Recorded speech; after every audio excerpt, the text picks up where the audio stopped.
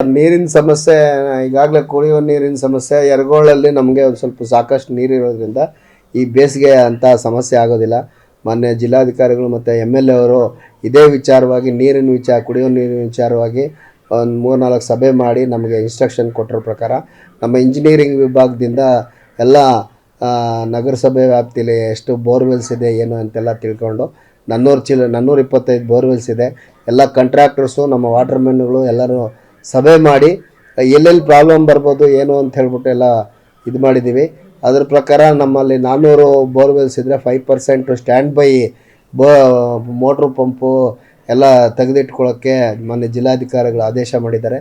Sir, Kolar ಜನತೆಗೆ ಒಂದು ಒಳ್ಳೆ ಆಫರ್ ತಂದಿದ್ದೀವಿ ಸರ್. ಕೇವಲ 599 ರೂಪಾಯಿಗೆ ಒಂದು ಥಿಯೇಟ್ರು, ಒಂದು ಡೆಕೋರೇಷನ್, ಒಂದು ಟೆಡಿ, ಒಂದು ಫ್ಲವರ್ ಬೊಕ್ಕೆ ಇಷ್ಟು ಕೊಡ್ತೀವಿ ಸರ್. ನಮ್ಮಲ್ಲಿ bride to be, mom to be, wedding anniversary, birthday ಎಲ್ಲಾ ತರ ಹ್ಯಾಪಿ ಮೂಮೆಂಟ್ಸ್ ಸೆಲೆಬ್ರೇಟ್ ಮಾಡ್ಕೋಬಹುದು. ನಮ್ಮ ಅಡ್ರೆಸ್ ಬಂದು Kolar MG road near Axis bank opposite building.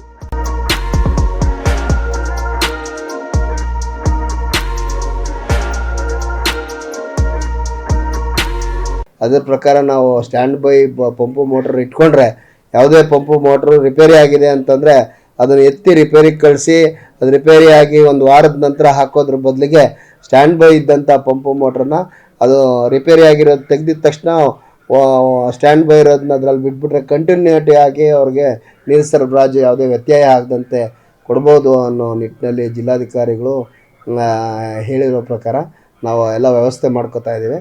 ಈ ಬೇಸಿಗೆಗೆ ಸಾರ್ವಜನಿಕರಿಗೆ ಯಾವುದೇ ವ್ಯತ್ಯಯವಾಗದಂತೆ ಕೊಡಲಿಕ್ಕೆ ನಾವು ಎಲ್ಲ ಪ್ರಯತ್ನವನ್ನು ಮಾಡ್ತೇವೆ. ಸಾರ್ವಜನಿಕರು ಸಹ ನೀರನ್ನು ದುರ್ಬಳಕೆ ಮಾಡದಂತೆ ಆಚೆ ಕಡೆ ಮನೆ ಮುಂದ್ಗಡೆ ತೊಳೆಯೋದು, ಗಾಡಿಗಳು ವಾಶ್ ಮಾಡೋದು, ಮನೆ ರೋಡ್ಗೆಲ್ಲ ನೀರು ಹಾಕೋದು ಇದೆಲ್ಲ ಮಾಡದಂತೆ ಸಾರ್ವಜನಿಕ ಹಿತದೃಷ್ಟಿಯಿಂದ ನೀರನ್ನು ಪೋಲ್ ಮಾಡದಂತೆ ಮಿತವಾಗಿ ಬಳಸಬೇಕು ಅಂತ ಕೋರ್ತೇವೆ.